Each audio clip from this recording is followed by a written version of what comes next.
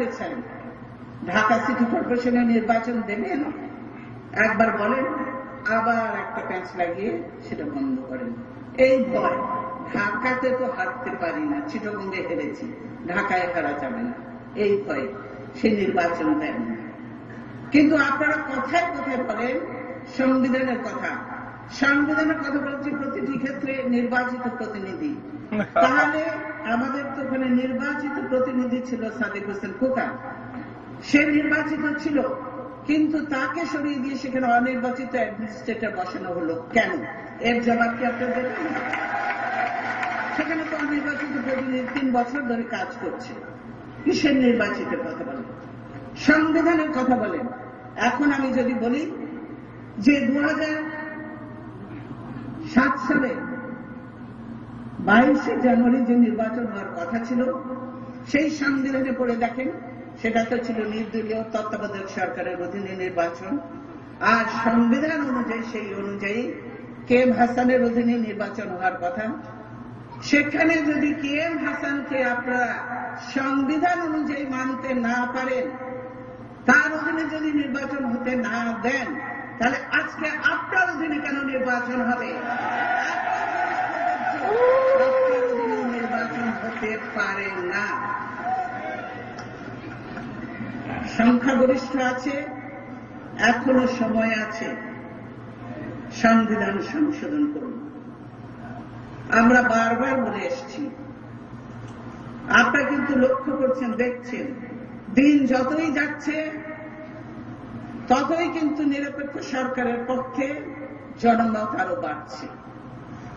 আপনারা ততই কিন্তু জনগণ থেকে বিচ্ছিন্ন হয়ে যাচ্ছে, জনগণ থেকে দূরে সরে যাচ্ছে। কাজে যত সময় যাবে তত ক্ষতিগ্রস্ত হবেন আপনারা। কাজে আমি বলি যে এখনো সময় আছে, কাজে সময় থাকতেই আপনার সঠিক সিদ্ধান্ত নেন। আর যদি মনে করেন যে পুলিশ দিয়ে, এই র্যাব দিয়ে, কিংবা ওই বিজেপি নাকি বিজেপি বিডিআর দিয়ে আপনারা ইলেকশন করাবেন, সেটা ভুল, সেটা হতে দেয়া হবে না। আমি এটাও বলছি, এই বাংলাদেশের নির্বাচন হবে নির্দলীয় নিরপেক্ষ সরকারের অধীনে নির্বাচন হবে, এবং এই দেশে গণতান্ত্রিক সরকারই আসবে। কোন আমরা স্বৈর শাসন আমরা দেখেছি, আমরা আর দেখতে চাই না। আপনি স্বৈর শাসনের কথা বলেন, আপনার মুখে ওটা মানায় না। কারণ কি জানেন? বারবার আপনি স্বৈর শাসকদের আপনি অভিনন্দন জানিয়েছেন, ওয়েলকাম করেছেন, আপনি নন, আপনি মানে খুশি, আপনি এগুলো বলেছেন। মঈনুদ্দিন ফখরুদ্দিন কি ছিল? তা তো সাংবিধানিক ছিল না, অসাংবিধানিক ছিল।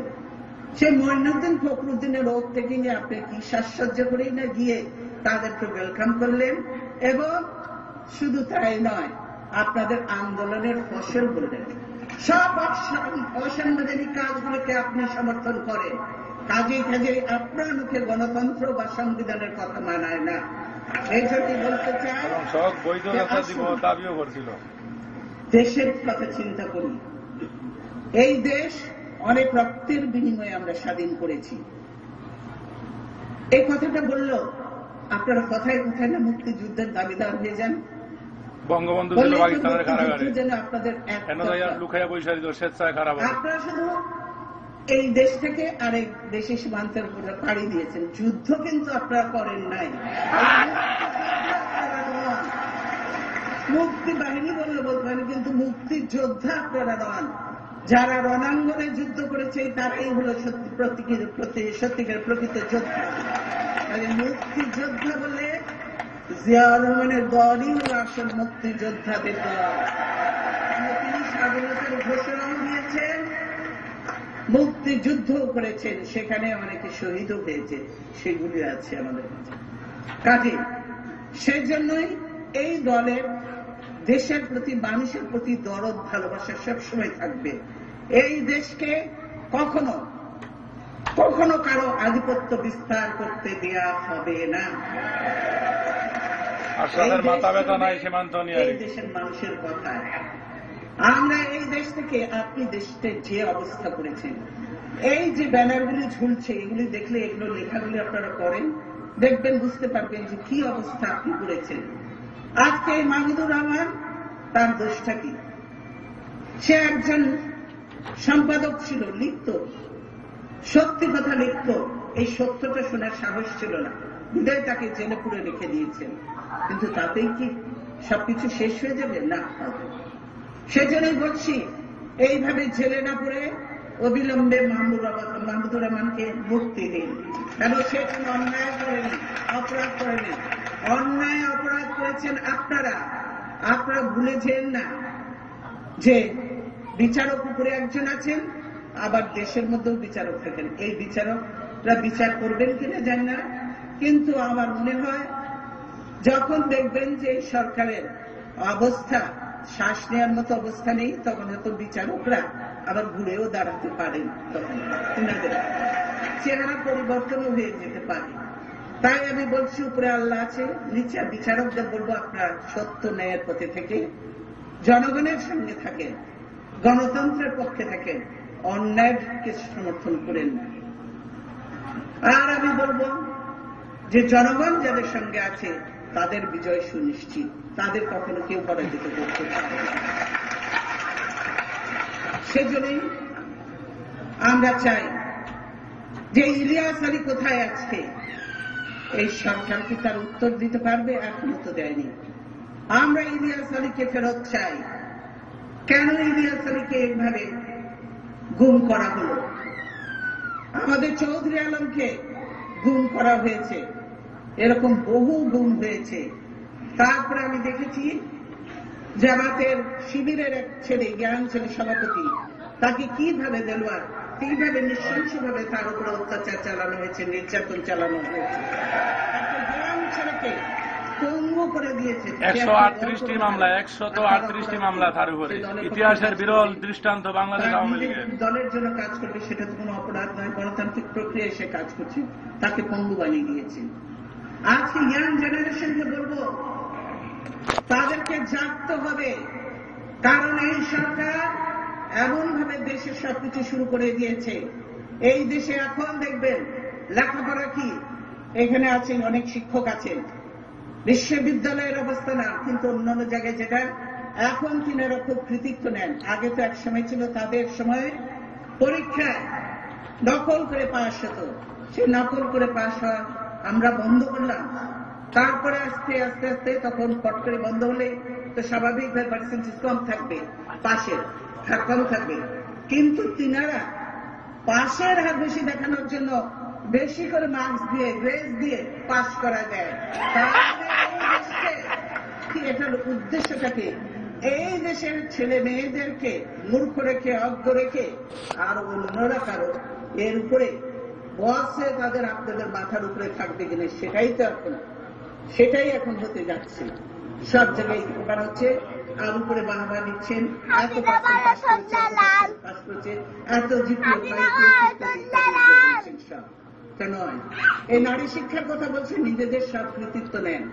আমি আমাদের বলবো না, আমরা বলবো এগুলো কাগজে কলমে সব আছে, অফিসে ঘাটাঘাটি করে দেখবেন আপনারা নিজেরা তখন লজ্জা পাবেন, এগুলো বলছেন বা বিলবোর্ডে ছাপাচ্ছেন, এগুলো কতটুকু সত্য। বেশিরভাগই মিথ্যা। যা কাজ আমরা করেছি আপনারা তার একভাবে কাজ করতে পারেন নাই। আমরা উন্নয়নের কাজ আমরা করেছি সারা বাংলাদেশে, যত উন্নয়ন, যত ব্রিজ, কালভার্ট, স্কুল, সব এই নারী শিক্ষা। আর নারী শিক্ষার জন্য আমরা সবচেয়ে বেশি করেছি সারা বাংলাদেশে। এই নারী শিক্ষা জন্য আমরা যাতে গ্রামের ছেলেমেয়েরা পর্যন্ত স্কুলে যায়, ফুড ফর এডুকেশন প্রোগ্রামটা আমরা চালু করেছি প্রথমে বাংলাদেশে। তারপরে ছেলেমেয়েরা স্কুলে যাওয়া শুরু করেছে, শিক্ষার হার বাড়তে লেগেছে, স্কুলে যাওয়ার হার বাড়তে লেগেছে, ড্রপ আউট কমা হয়েছে, শুরু হয়েছে, সবকিছু আমরা করেছি। কিন্তু বাংলাদেশে আপনাদের দেশের প্রতি বা দেশের নেতা নেত্রীদের প্রতি এতই আপনাদের বিদ্বেষ যে আমাদের কথাটা বলতে আপনাদের কষ্ট হয়। সেখানে পাকিস্তানি মালালাকে আপনারা সমর্থন দিয়ে আসতে পারে। আমরা তো শুরু করেছি এতটুকু বলার পর্যন্ত বিদেশে যে মালালা তৈল ইহুদিদের দালাল, সুতরাং দালালদের সঙ্গে দালালের হাত মিলানো উচিত। মনোভক্তি আপনাদের কাজী আপনারা বুঝছেন জয় পাকিস্তান। এত ছোট মনে আজকে আমরা জয় পাকিস্তান বলবো। এত হিংস্র এত নোংরা সরকার যাদের দেশপ্রেম নেই তাদের দিয়ে দেশের ভালো হতে পারে। সেই জন্য এই পাশেরা দেখিয়ে আর আরেকটা যেটা বলতে চেয়েছিলাম, এখন কি করছে মাদক খেয়ে সবকে ঘুমিয়ে রেখে এই যুব সমাজকে ধ্বংস করছে।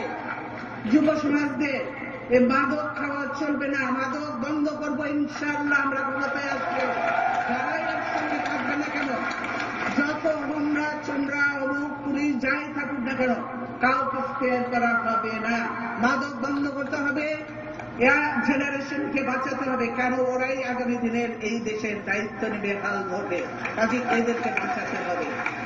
তাই আমি আমার বক্তব্য দীর্ঘায়িত না করে, কেন দীর্ঘায়িত করব না, কারণ আগামীকাল আমার একটা প্রেস কনফারেন্স আছে, সেখানেও কিছু কথা বলতে হবে। তাই আমি আমার বক্তব্য দীর্ঘায়িত না করে আমি শুধু বলবো, আজকে সময় এসেছে এই আওয়ামী লীগের হাত থেকে দেশকে বাঁচান, আওয়ামী লীগ হটান, দেশ বাঁচান, তাহলেই দেশ মানুষ বাঁচবে, গণতন্ত্র রক্ষা পাবে, দেশে উন্নয়ন হবে, শান্তি আসবে এবং গণতন্ত্র স্থায়ী হবে। আপনাদের সকলকে ধন্যবাদ। আল্লাহ হাফেজ। বাংলাদেশ জিন্দাবাদ।